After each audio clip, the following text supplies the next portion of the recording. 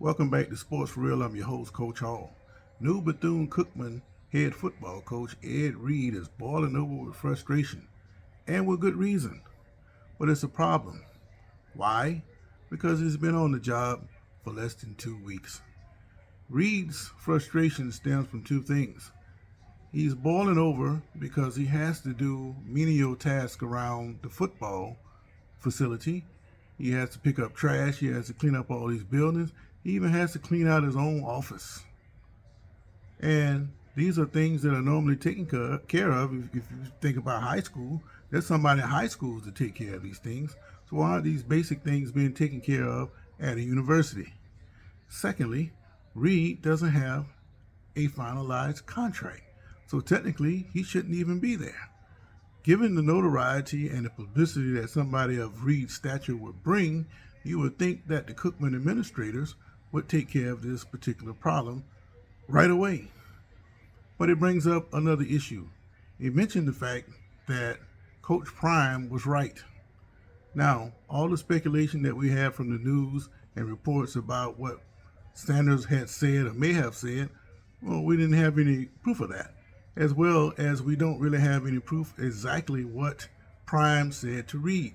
But he must have told him something, because Reed, he was originally offered the job to replace Prime at Jackson State.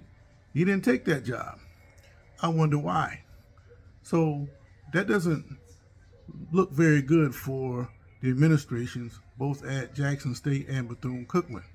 But if you're familiar with the 48 laws of power, the very first law is don't overshine the master.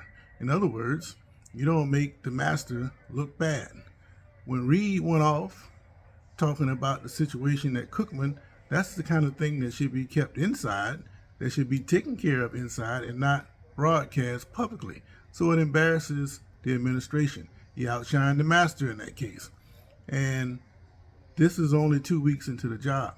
So this is a bad sign about how things are possibly going to take place down in Daytona Beach. Can it be repaired? Yes. But Reed seems to not be the one to let slights like that go unnoticed or unreported. So unless Bethune-Cookman wants to be blasted out to the world about silly stuff like this, then I suggest, or it would be in their best interest, to make Ed Reed happy.